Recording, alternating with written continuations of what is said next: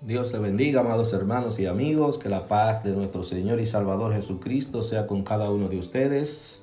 En esta hora vamos a estar hablando acerca de un rey no tan conocido, un rey de Judá llamado Ezequías, pero en el pueblo de Dios y en la historia de Israel reconocido por haber sido un hombre que levantó, que restauró al pueblo del ostracismo, del adulterio espiritual más grave que habían estado viviendo en esa época, a donde su padre Acaz lo había llevado al pueblo a la idolatría. Pero este hombre se levanta, Dios lo levanta y comienza la restauración. Vamos a ver cómo cuando un hombre le entrega su corazón a Dios de manera total y definitiva, Dios se glorifica y le autoriza, le da el poder para hacer cosas maravillosas en favor de su nación, en este caso en favor de su iglesia, en favor de un ministerio. Pero debe haber un temor y una entrega de todo corazón a la obra de Dios cuando queremos que Dios se glorifique en nuestras vidas, para que Él pueda ayudar a las personas a buscar el camino correcto. Como siempre, los invito a que me acompañen a leer algunos versículos de la Biblia. Hoy vamos a estar leyendo en Segunda de Crónicas, capítulo 29, versículo 3 al 5, 31, 31, 4, 5, 22, 26, 27, y del capítulo 32 vamos a estar viendo los versículos 21 y 22. Dice así la palabra de Dios, en el nombre del Padre, del Hijo y del Espíritu Santo. En el primer año de su reinado, en el mes primero, abrió las puertas de la casa de Jehová y las reparó. E hizo venir los sacerdotes y levitas, y los reunió en la plaza oriental, y les dijo: oídme, levitas, santificaos ahora y santificad la casa de Jehová, el Dios de vuestros padres, y sacad del santuario la inmundicia. Y respondiendo Ezequías dijo: vosotros os habéis consagrado ahora a Jehová. Acercaos pues y presentad sacrificios y alabanzas en la casa de Jehová. Y la multitud presentó sacrificios y alabanzas, y todos los generosos de corazón trajeron holocausto. Envió después Ezequías por todo Israel y Judá, y escribió cartas a Efraín y a Manasés, para que viniesen a Jerusalén, a la casa de Jehová, para celebrar la Pascua a Jehová, Dios de Israel. Esto agradó al rey y a toda la multitud, y determinaron hacer pasar pregón por todo Israel, desde Beerseba hasta Dan, para que viniesen a celebrar la Pascua a Jehová, Dios de Israel, en Jerusalén, porque en mucho tiempo no la habían celebrado al modo que está escrito. Y habló Ezequías al corazón de todos los levitas que tenían buena inteligencia en el servicio de Jehová, y comieron del sacrificio en la fiesta solemne por 7 días, ofreciendo sacrificios de paz y dando gracias a Jehová, el Dios de sus padres. Hubo entonces gran regocijo en Jerusalén, porque desde los días de Salomón, hijo de David, rey de Israel, no había habido cosa semejante en Jerusalén. Después los sacerdotes y levitas, puestos en pie, bendijeron al pueblo, y la voz de ellos fue oída, y su oración llegó a la habitación de su santuario, al cielo. Y Jehová envió un ángel, el cual destruyó a todo valiente y esforzado, y a los jefes y capitanes en el campamento del rey de Asiria.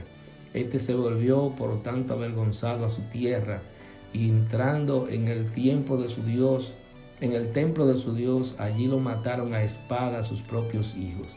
Así salvó Jehová a Ezequías y los moradores de Jerusalén de las manos de Sennacherib, rey de Asiria, y de las manos de todos, y les dio reposo de todos lados. Bendito sea el nombre del Señor. Es interesantísimo este contenido que se narra en el libro de Segunda de Crónicas.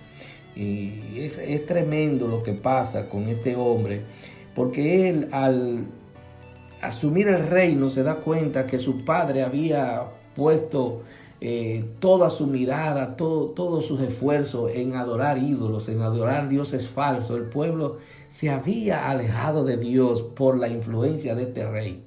Resulta que los liderazgos, mis amados, son los que llevan a los pueblos a ser guiados por el camino que el líder lo lleva. El rey Acaz, reconocido porque tenía una mujer súper pagana, una mujer mala, perversa, llamada Jezabel, que incluso se narra uno de los episodios más terribles de la Biblia, de lo que es una expropiación forzosa, porque el rey le quería una tierra que quedaban al lado de su palacio, propiedad de un señor llamado Nabot, que era una herencia que había recibido de sus padres.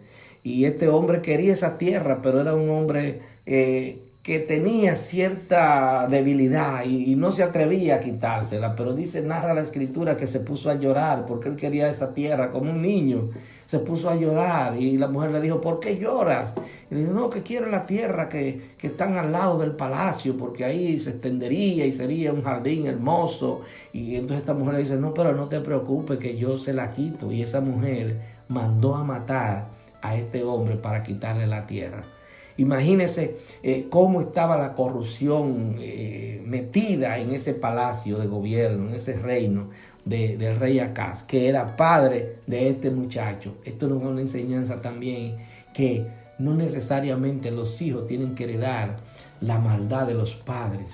Los hijos no tienen que heredar la maldad de los padres. Los hombres cuando nacen tienen un libre albedrío, tienen una posibilidad de entregarle su vida a Dios y ser justo, no importa cómo hayan sido sus padres. Tu padre pudo haber sido un delincuente, un narcotraficante, pero tú puedes ser un hombre, una mujer de Dios, llena de su poder, dispuesto a llevar su mensaje, a llevar su palabra.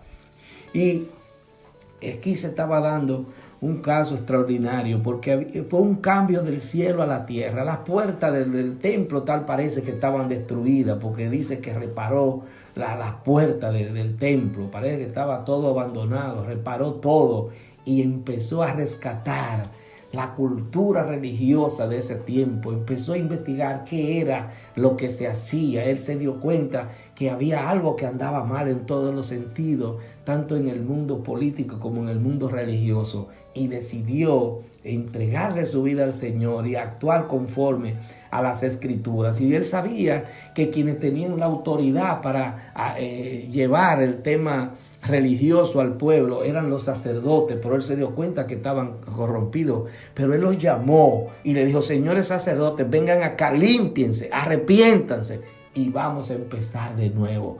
Parece que había sacerdotes que estaban correctos, pero muchas veces los que están en el camino correcto, cuando la mayoría está en el camino de perdición, lo apartan a esos que están, pero él los rescató. Vengan, señores levitas, gente que tiene conocimiento de la palabra, gente que sabe qué es lo que hay que hacer, gente que le teme a Dios.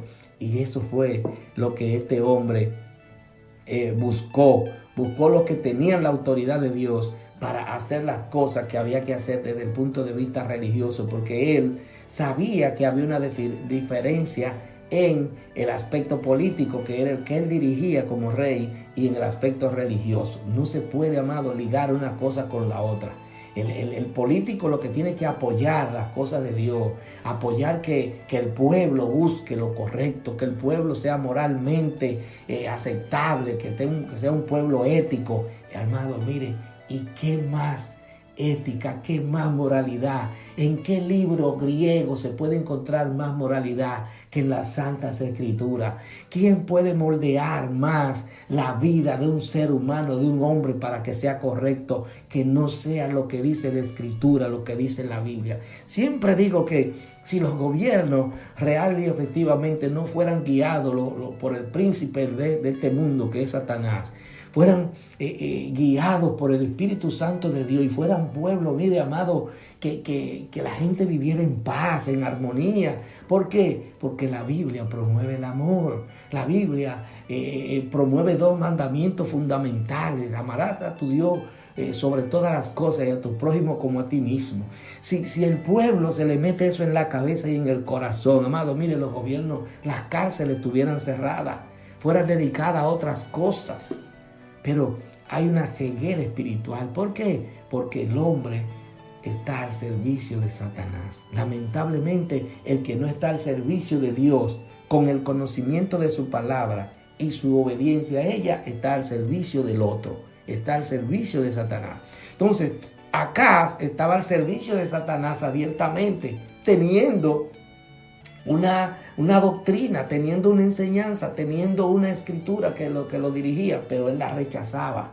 Pero Ezequías se dio cuenta que el pueblo necesitaba enrumbarse por otro camino, por la obediencia a Dios, para tener la bendición de Dios. Cuando usted obedece, recibe bendición. Cuando usted está en desobediencia, viene la desgracia, tanto en términos políticos, en términos de humano como persona, en términos, en todos los sentidos. Cuando usted está en desobediencia a la palabra, le vienen las consecuencias negativas, pero cuando usted está en obediencia, vienen las consecuencias positivas.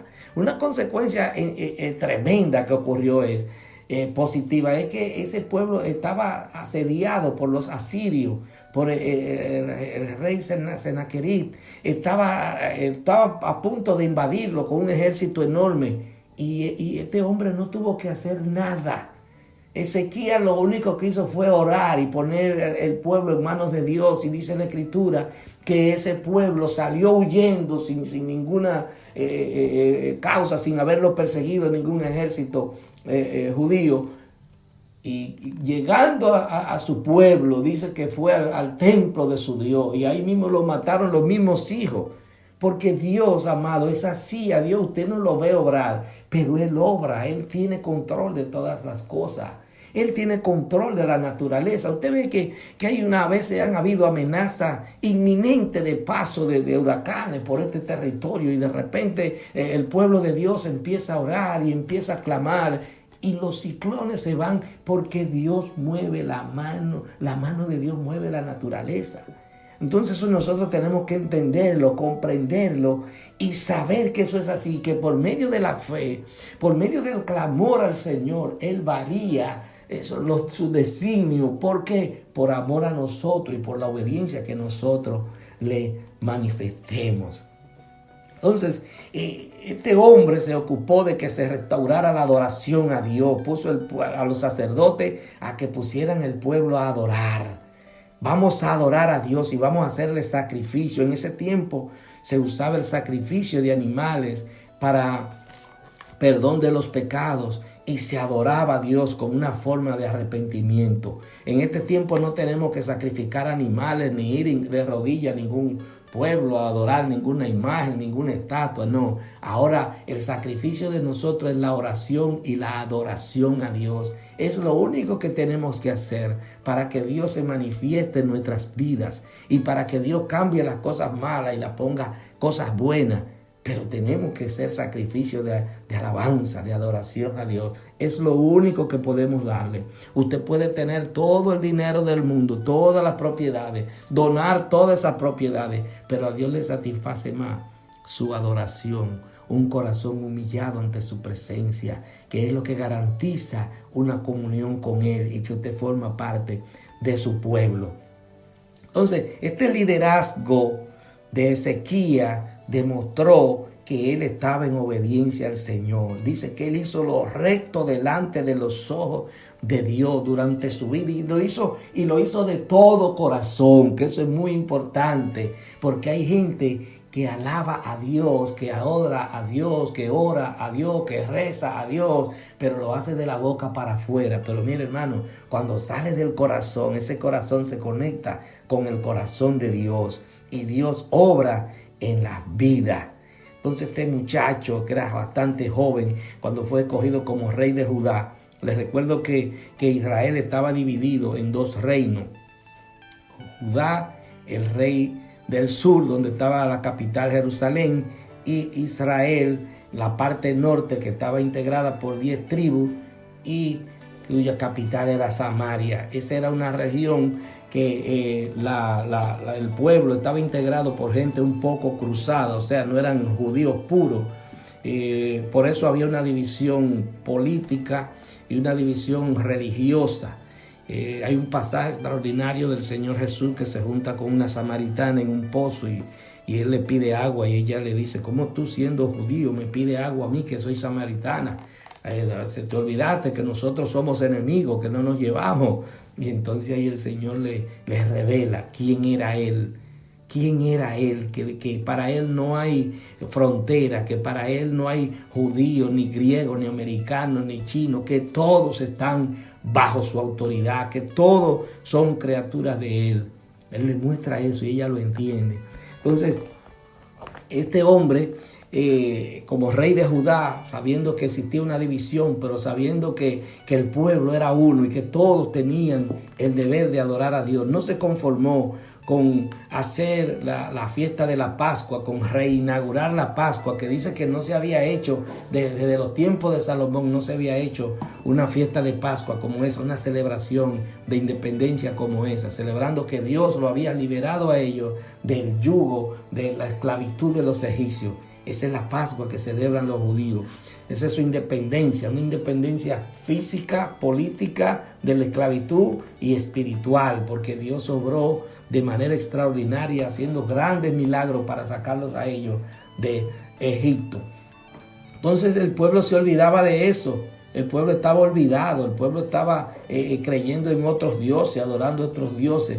Pero Ezequías vino con la intención de restaurar eso que se había perdido. Yo no sé si tú has perdido la fe. Yo no sé si tú eres una persona que ha estado en la iglesia y de repente te ha salido, te ha sustraído y te ha entretenido en otras cosas y está dándole más valor a otras cosas que a Dios. Y Dios te está llamando a que te restaure, a que cambie las cosas, a que vuelva a la espiritualidad, a conocerle, a buscarle nuevamente.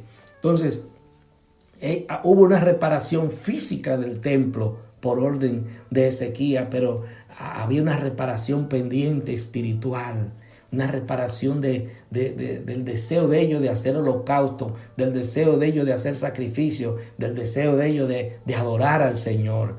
Así pasa con nosotros. La reparación nuestra generalmente es espiritual. Cuando caemos en desobediencia, necesitamos ser restaurados y espiritualmente transformarnos, cambiarnos y reparar las cosas que se han dañado en nuestra vida. Eso es lo que quiere el Señor de nosotros. Los israelitas tenían derecho a participar y Ezequías lo entendía así. A veces nosotros hacemos asesión de personas. No invite a fulano, no invite a fulana. No, hay que invitar a todos, mis amados. El Señor es para todos y cuando Él está en nosotros y quiere hacer algo con nosotros a través de un ministerio, es para que nosotros unifiquemos al pueblo y le digamos la verdad. ¿Para qué? Para que los que están fríos se calienten, para que los que están tibios se calienten, para que los vasos que están vacíos o medio vacíos se llenen de su gloria y puedan tener una restauración espiritual.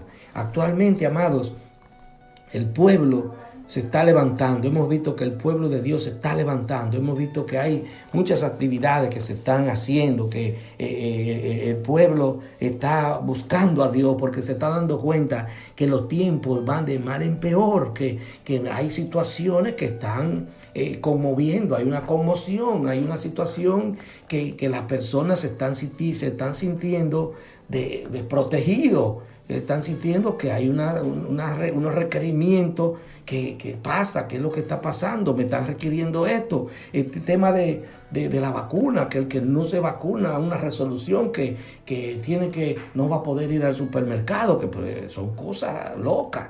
Como si en realidad la gente estuviera cayéndose muerta en la calle, como que hay una crisis real, hermano. Para mí que no hay una crisis real. Para mí que es más el tema de la publicidad, de la presión, de mantener a la gente como en un estado de sitio, que la gente no pueda moverse. No, las cosas no pueden manejarse así. Pero la Biblia habla de que iba a pasar todo esto. Entonces nosotros lo que tenemos que estar confiados en el Señor y pensar mucho más en nuestra vida venidera, en nuestra vida eterna, que en nuestra vida terrenal. porque tarde o temprano esta vida terrenal va a terminar. Va a terminar. La palabra dice claramente que se levantará un reino, se levantará un hombre que pondrá disposiciones que el que no tenga su marca no va a poder comprar ni vender. Entonces, yo no digo, la vacuna es eso, no. Ahora me están dando indicios de que viene eso porque se está ensayando, se está haciendo un ensayo con eso. Entonces tenemos que abrir nuestros ojos, hermanos. Nuestra redención está más cerca de lo que nosotros nos imaginamos. Entonces, lo que tenemos que hacer, amado, es consagrarnos al Señor, meternos cada día más en la adoración a Dios, en la restauración de nuestras vidas, lo que están flojo, apretarse en las cosas del Señor y procurar que los que nos rodean entiendan lo que está pasando. La palabra dice que Jesús dice que nadie sabe el día ni la hora de su regreso a la tierra, pero va a ocurrir. Y dice que iban a haber señales. Usted lee el capítulo 24 de Mateo y va a encontrar esas señales.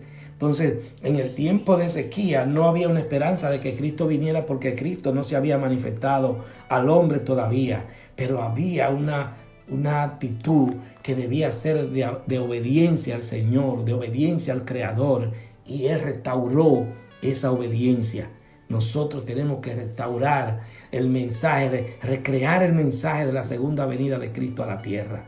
Porque lo que se está dando, mire hermano, yo sigo un canal que le dan seguimiento a los terremotos que ocurren en la tierra y todos los días tiembla la tierra en diferentes lugares, 4, 5, 6 puntos en la escala de Richter.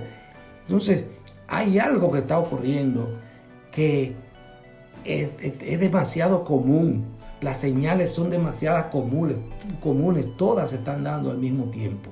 Entonces nosotros tenemos que preparar nuestras vidas. Esta situación de holgura, de bonanza que vivimos en la humanidad, tantas facilidades, de repente pueden caerse. De repente lo que usted ve como que era algo común va a ser algo descomunal. Va a ser algo descomunal. Por eso el pueblo tiene que restaurarse, el pueblo tiene que buscar la presencia del Señor en su vida, como motivó Ezequías a que el pueblo la buscara en aquel tiempo. El pueblo respondió, el pueblo no endureció su corazón, y esto por lo que yo le decía al principio, que cuando un líder camina en una dirección, el pueblo camina en esa dirección. Si las iglesias caminan en la dirección correcta, el pueblo va a caminar en la dirección correcta. Si los pastores, los sacerdotes hacen el trabajo como dice la Escritura, el pueblo va a caminar bien. Ahora, si ellos se entregan a las voluntades de los hombres y no a la voluntad de Dios, ellos van a llevar al pueblo a la perdición. Entonces dice el Señor que hay de aquello por quien se pierda uno de mis pequeñitos, que le sería mejor amarrarse una piedra de molino al cuello y lanzarse al fondo del mar.